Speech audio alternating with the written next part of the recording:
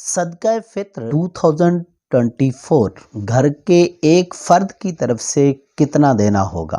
یعنی 2024 میں گھر کا ایک فرد روپے کی شکل میں دے تو کتنا صدقہ فطر دینا ہوگا؟ اگر جنس کی شکل میں یعنی گندم یا گندم کا آٹا، جو، کشمش یا کھجور کی شکل میں دینا چاہے تو اس کو کتنا صدقہ فطر دینا پڑے گا؟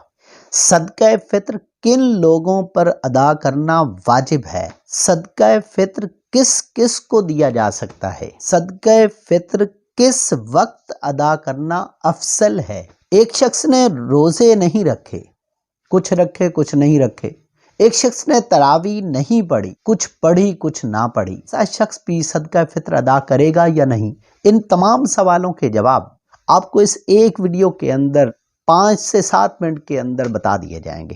آپ نے بس آخر تک ہمارے ساتھ رہنا ہے، توجہ سے بات کو سننا ہے۔ انشاءاللہ یہ ویڈیو سننے کے بعد آپ کو صدقہ فطر کے حوالے سے بہت سے ذہن میں آنے والے سوالات کا جواب مل جائے گا۔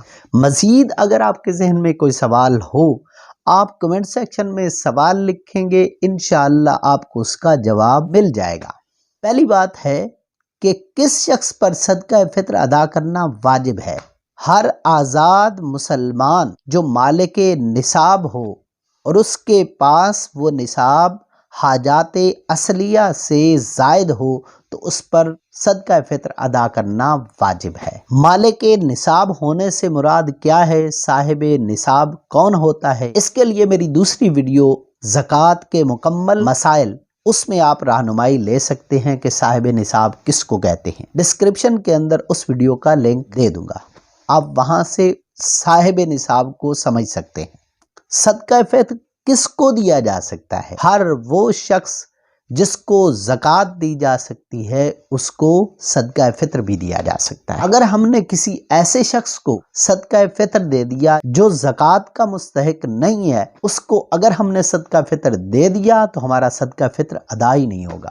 ایک شخص نے روزے نہیں رکھے، یا کچھ رکھے یا کچھ نہیں رکھے، اسی طرح تراویح نہیں پڑھی، یا کچھ پڑھی کچھ نہ پڑھی، ایسا شخص بھی صدقہ فطر ادا کرے گا، کیونکہ ان عبادات کا ثواب الگ ہے اور اسی طرح ان کی پوچھ الگ ہے، اور صدقہ فطر اس کا ثواب بھی الگ، اور نہیں ادا کریں گے تو اس کی پوچھ بھی الگ ہے۔ صدقہ فطر ادا کرنے کا افضل وقت کون سا ہے؟ پہلے تو اس کی لیمٹ سمجھ لیں۔ نماز عید ادا کرنے سے پہلے صدقہ فطر ادا کرنا ہوتا ہے، اور افضل وقت بھی وہی دن ہوتا ہے یا اس سے ایک دن پہلے۔ افضل وقت تو یہ ہوتا ہے، لیکن اگر کوئی پورے رمضان کے اندر کسی وقت ادا کر دے، بلکہ رمضان سے پہلے بھی کوئی ادا کر دے صدقہ فطر، تو وہ ادا کر سکتا ہے، اس کا ادا کیا ہوا وہ شمار کر لیا جاتا ہے اللہ کے ہاں۔ صدقہ فطر اگر ہم پیسوں کی شکل میں دینا چاہیں تو کتنا بنتا ہے؟ اس سے پہلے آپ شرعی مقدار سمجھ لیں کہ شرعی طور پہ صدقہ فطر اس کی مقدار کیا ہوتی ہے۔ شرعی طور پہ گندم یا گندم کا آٹا نصف سا یہ ادا کرنا ہوتا ہے۔ نصف سا آج کے پیمانے کے مطابق 1 کلو 920 گرام بنتے ہیں۔ چاہے گندم ادا کریں، چاہے گندم کے آٹے کی شکل میں ادا کریں۔ جو، کھجور، کشمش، اس کی شرعی مقدار 1 سا ہے۔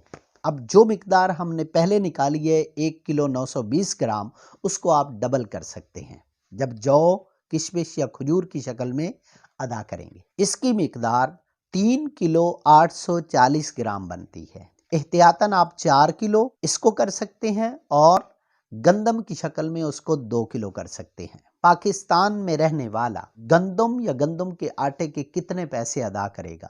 ایک فرد کی طرف سے صدقہ فطر 340 روپے بن رہے ہیں۔ مارکیٹ کا ریٹ اس دن کا پتہ کر لیا جائے، جو ریٹ اس دن چکی کے آٹے کا چڑھ رہا ہو اس کے مطابق 2 کلو آٹے کی قیمت ادا کرنی ہوگی ایک فرد کی طرف سے صدقہ فطر کا۔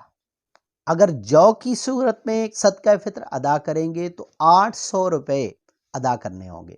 کھجور کی شکل میں اگر ادا کریں گے تو ایک فرد کی طرف سے صدقہ فطر 2400 روپے ادا کریں گے، اور اگر کشمش کی صورت میں صدقہ فطر ادا کریں گے تو 5600 روپے 5600 روپے ایک فرد کی طرف سے صدقہ فطر ادا کریں گے۔ مزید ان چیزوں کے ریٹ آپ جہاں رہتے ہیں وہاں کی مارکیٹ سے پتہ کریں۔ 2 کلو اگر گندم کی صورت میں دینا ہے تو گندم یا چکی کے آٹے کی قیمت معلوم کر کے 2 کلو کے پیسے ادا کیے جائیں گے، اور باقی چیزوں کے بھی اسی طرح مارکیٹ سے ریٹ پتہ کر کے وہاں کے ریٹ کا حساب لگا کے 2 کلو وہاں کا ریٹ کا حساب لگا کے آپ صدقہ فطر ادا کریں گے۔ امید ہے آج کی ویڈیو سے آپ کو کچھ نہ کچھ سیکھنے کو ملا ہوگا۔ اگر آپ چاہتے ہیں اس طرح کی مفید ویڈیوز آپ کو ملتی رہیں تو آپ ہماری ٹیم کا حصہ چینل کو سبسکرائب کر کے بن سکتے ہیں۔ اپنی نمازوں کا خیال رکھیے گا، اپنی دنیا بنانے کے ساتھ ساتھ آخرت کی فکر ضرور کیجیے گا۔ السلام علیکم ورحمۃ اللہ۔